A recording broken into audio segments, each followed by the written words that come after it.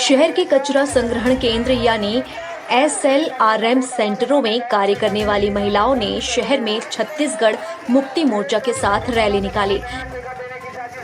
इस रैली के माध्यम से उन्होंने नगर निगम के अधिकारी कर्मचारियों पर कबाड़ के सामान से अर्जित रुपयों के गबन का आरोप लगाया है।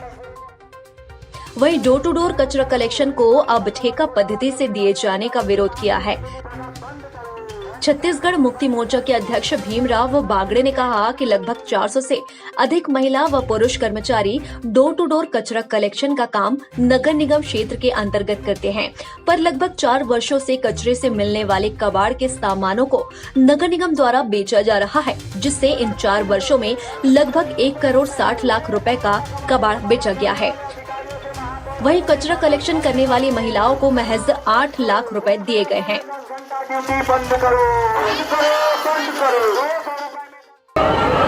आज मुद्दा ये है कि राजनांदगांव नगर निगम क्षेत्र में करीब 400 से अधिक कचरा कलेक्शन करने वाले जो मजदूर हैं पिछले 4 साल से कार्यरत है। सरकार का आदेश है कि 6,000 रुपया मंथली तनख्वाह के अलावा जो कबाड़ी जो जमा करते हैं वो कबाड़ी को बेचकर अतिरिक्त राशि अर्जित करेंगे, मगर 4 साल से इनको राशि नहीं मिल रही थी। पिछले महीने में इन्होंने जो अपने अपने सेंटर में कबाड़ी जो बेच के 1,000, 1,200, 1,500 रुपया अलग अलग जो है प्राप्त किए, वितरण किए। उससे बौखला के निगम के जो अधिकारी है वो लोग जो है नया ठेका दिया अभी 15 दिन पहले।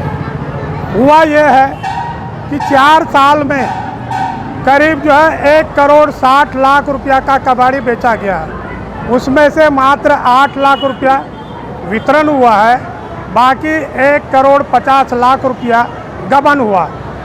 उस घोटाले के खिलाफ, उस गबन के खिलाफ निगम को ज्ञापन दिए, कलेक्टर को ज्ञापन दिए, कहीं कार्रवाई नहीं हुई। इसलिए सिटी पुलिस थाने में भी हमने जो है वर्करों के तरफ से रिपोर्ट दिए, 1 महीना हो गया, मगर सिटी पुलिस भी उन गबन के खिलाफ कोई कार्रवाई नहीं कर रही, FIR भी नहीं कर रही। अभी आगे के लिए जो कबाड़ी बेचना चाह रहे उसको बेचने नहीं दे रहे, बल्कि ये घोटाले को दबाने के लिए उन्होंने नया ठेका दिया। नया ठेका का मतलब है पुराने को हटाओ और नया को भर्ती करो, और फिर जितना उनको लगेगा वो देंगे। वो नया ठेकेदार जो है कल जो है इनको बोला है कि मैं 6 मर्डर किया हूँ, 7वां मर्डर करूँगा। इस तरह का वो जो धमकी दे रहा है। गोठान में इन मजदूरों से काम कराया गया। गोठान की जो आवक हुई निगम में जमा हुई, इन वर्करों को जो है गोठान का भुगतान नहीं हुआ।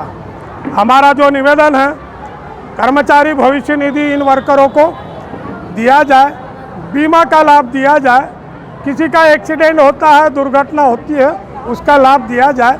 और हमारा कहना कुछ नहीं है, जहाँ तक न्यूनतम वेतन का बात है वो हम सरकार से मांग कर रहे हैं। अभी ये जो निगम की जो सरकार है ये अपनी सरकार के आदेश का पालन नहीं कर रही, इसलिए हमको आज जुलूस निकालना पड़ रहा है। अचानक जुलूस निकालने के पीछे कारण ये है कि 3 दिन पहले जमातपारा सेंटर नया ठेकेदार ने ताला लगा दिया।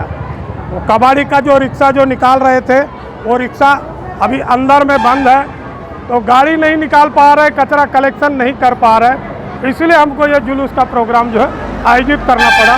आज का जो मकसद है कि आज हम ज्ञापन कलेक्टर के माध्यम से मुख्यमंत्री और श्रमायुक्त को के लिए ज्ञापन देंगे। लगभग 1 माह पूर्व घरों व दुकानों से निकलने वाले इसी कबाड़ सामान को बेचने के मामले को लेकर डोर टू डोर कचरा कलेक्शन करने वाली स्वच्छता दीदियों ने नगर निगम के सामने प्रदर्शन किया था और इसके बाद कबाड़ का सामान महिलाओं को बेचने दिया गया था।